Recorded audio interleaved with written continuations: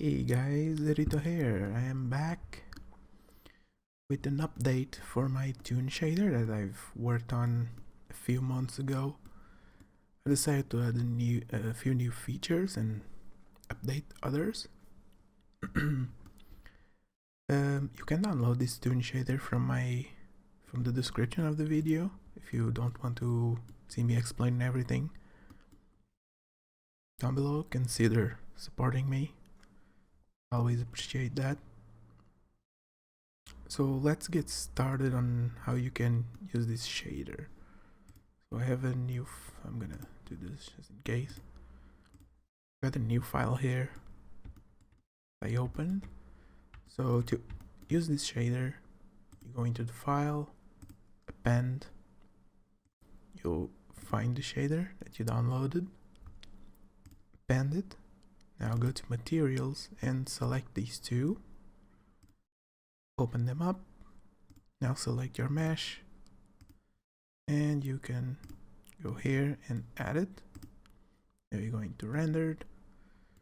Everything is very bright because I have my bloom really high and I'm using a sunlight. So let's do like 100, still too much. Maybe 1. See. Right, 10 seems to be a good number. I also recommend disabling shadows because sometimes they can do weird things. You can fix that by increasing the one of these actually fixes it. Yeah. It's not a good idea to have this set to full, but can get renders going a bit slow. You can also use soft shadows to, well, doesn't look that cartoony now. But yeah, I personally don't use shadows. So let's open the node, shader editor, object, and see how I did this. Oh, right, I forgot about one thing. If you want to get the full outlines, these are only done to the material through here. But I'd recommend you use the inverse hull method, which is the solidify, add some thickness, flip the normals, set the material index to 1, add another material, use the outline. Now you got an actual outline. And make sure that backface culling or these two are thick like that. So you only see the outlines. Actually, for the way I think I do, I don't think this really matters. But yeah, so that's how you use it. Let's do the same with the knot. That. Add new material. The outline. And obviously you should do something like click on there and you have a new material and you do it for every object. Like here, let's say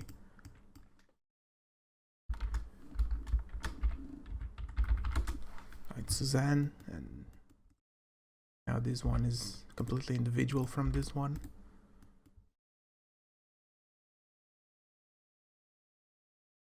Now, the changes I've done, I've changed how the specular works, and I've added a Madcap, allows you to get a more metallic effect. These are two things that I learned from a tutorial from Lightning Boy Studios, I think it's their name.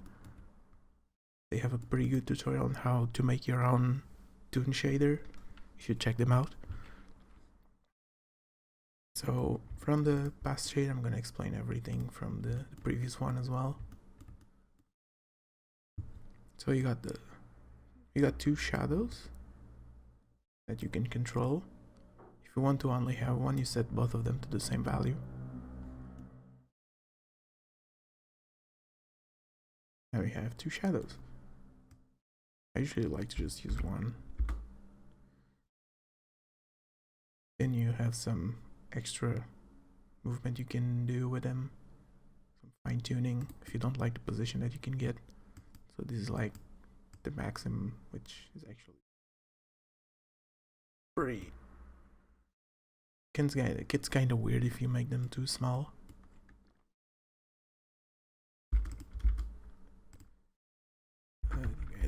Like this.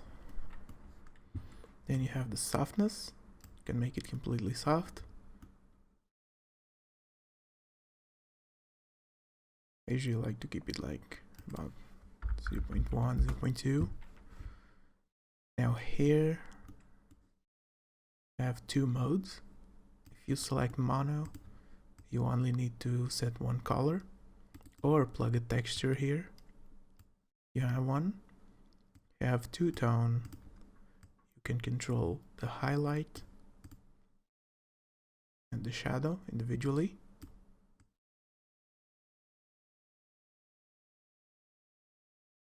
Have the environment color, which is kind of like, well, you really can't change the color of the light.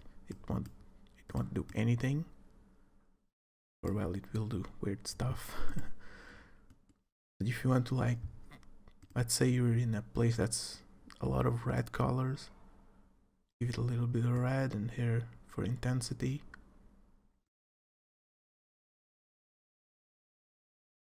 And this also affects the outline. You'll have to actually go here and do the same to this one.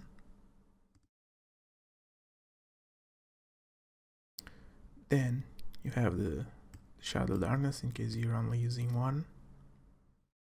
I should probably make it darker, change it to go a little under 1, make it full black. But if you go 0.1, then these two look the same in two colors on one. Here you have the Specular. Is a feature I've changed. You have the softness, which gives it a little bit of a glow. I also should maybe increase so you can make them completely soft. I like to have it at around 0.25. Then you have the color for the Specular. Have the size. Should allow it to, actually it depends on what light source you're using. I'm using a sunlight, so if you want to go lower, you actually just decrease the intensity. And it should maybe, I think it works better if you use a spotlight, which needs to be much stronger. And I might not even be pointing the right direction. It kinda is. I think you get what I mean. So you got the size. Got an offset in case you want to like change how it looks. Kinda cheating, but sometimes it's useful.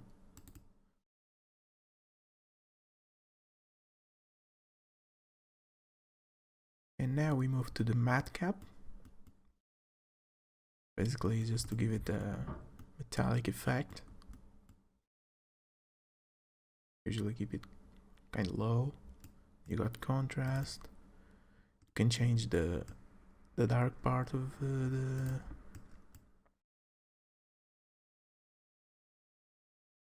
Madcap and the highlight. You can kind of get the same effect that you get with the environment color with it.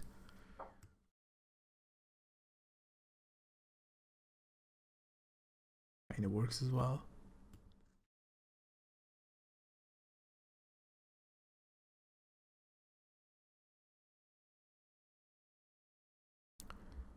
And now we move to the outline of the material, which you can increase by a little bit. Let me just get a good amount so you can see well.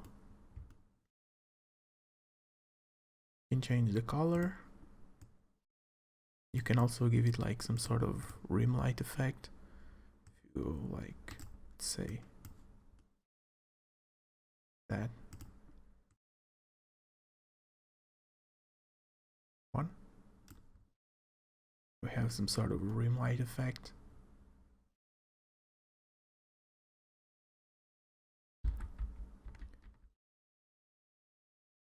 You have the softness.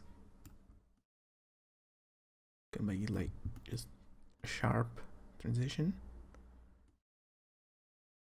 You can keep it soft, which works really well if you use soft shadows.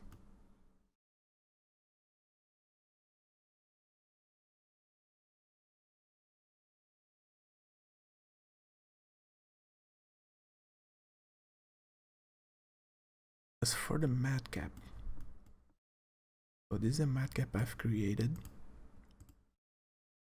Blender and Illustrator. I added in Illustrator, I added an extra highlight. Here you have the one I created. See the extra highlight. Whoops, didn't mean to open Illustrator. I guess I couldn't show you as well what I did.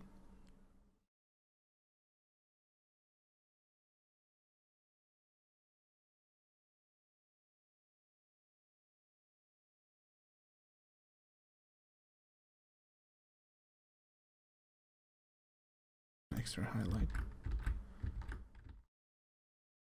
And I resized it a little better to fit the corners. And these, the Madcap requires a mapping. Something I also learned from Lightning Boy Studios. And if you don't want to use this, which requires you going to group and finding it, you can also take it just directly from here. You just plug it like that. You don't need to worry about the red line. Just Blender thinks you're looping the nodes, but it's not actually looped because that's pretty much the same node here that goes outside. Oh my god, okay. Works as well if you don't want to use this. I added an extra one that I was just testing with. That's more for hair. Okay, the Specular doesn't let me see it. But, well, Suzanne doesn't have any hair, unfortunately. So I can't really show anything. But you might want to test it yourself or make your own. You can, I attached the files with the blend file so you can take a look.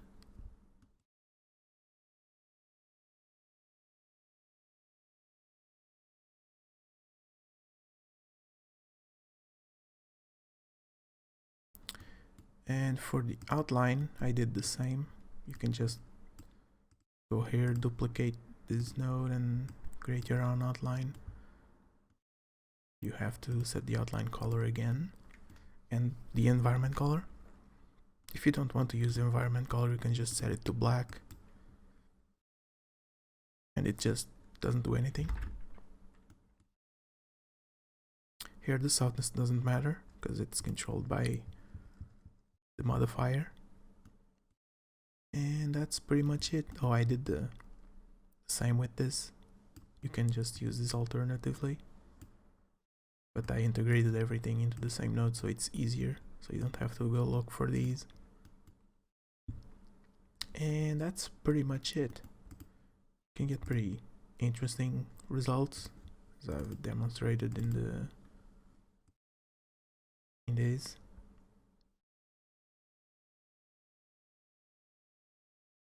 Can make the lights pretty thick with the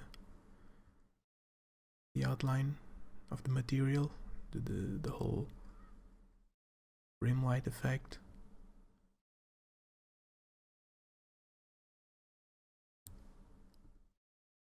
There you go. Hope you enjoyed. Don't forget to subscribe, like the video, share it, and all that good stuff. And I will see you on the next video.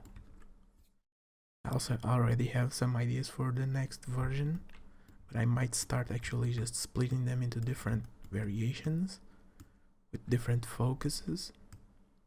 Like this one is just the normal shader, and then maybe I'll make a different one that's more for manga and all that stuff. I'll have to think about it.